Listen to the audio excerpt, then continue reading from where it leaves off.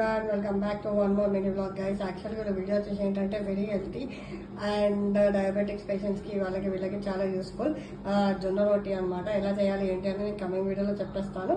ఇది మాత్రం డయాబెటిక్స్ పేషెంట్స్కి చాలా చాలా హెల్ప్ఫుల్ అనమాట.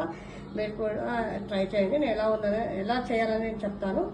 Get to the video. On చేసుకొని ప్యాన్ పెట్టేసుకొని ఒక హాఫ్ గ్లాస్ వాటర్ అనేది ఇట్లా యాడ్ చేసేసుకోవాలన్నమాట. వాటర్ యాడ్ చేసుకున్న తర్వాత కొంచెం సాల్ట్ అనేది యాడ్ చేసేసుకోవాలి.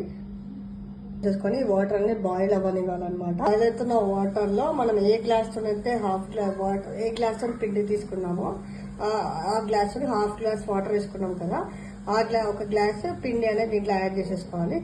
ఇట్లా యాడ్ చేసుకున్న తర్వాత దీంట్లోనే కొంచెం ఓమా అనేది యాడ్ చేసేసుకోవాలన్నమాట.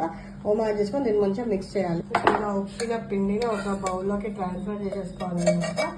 ట్రాన్స్ఫర్ చేసేసుకొని కొంచెం చిన్న ముద్దలాగా చేసేసుకోవాలి. ఈ స్టేజ్లో మీకు కావాలంటే కొన్ని వాటర్ అనేది కూడా యాడ్ చేసేసుకొని సేమ్ చపాతీ పిండిలాగా తీసుకోవాలన్నమాట. డఫ్ అనేది ప్రిపేర్ చేసేసుకోవాలి. చపాతీ పిండి లాగా డఫ్ ప్రిపేర్ చేసేసుకొని తర్వాత ఏం చేయాలని చూపిస్తాను. ఒక పూరి ప్రెస్ అనేది తీసేసుకొని బటర్ పేపర్ యూస్ చేసుకోండి.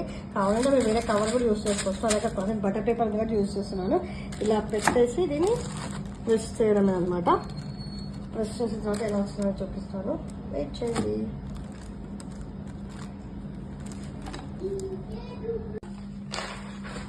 ఇలా మనం చేసుకున్న జొన్న రొట్టె అనేది దీన్ని వేసేసుకొని మంచిగా కాల్చుకోవాలన్నమాట.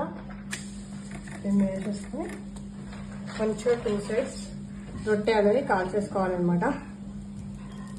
దీని చపాతీ పిండి లాగా వెంటనే దీన్ని మాత్రం ఫ్లిప్ చేయొద్దు. ఫ్లిప్ చేస్తే ఏమైతే ఇచ్చుకోపోతుంది.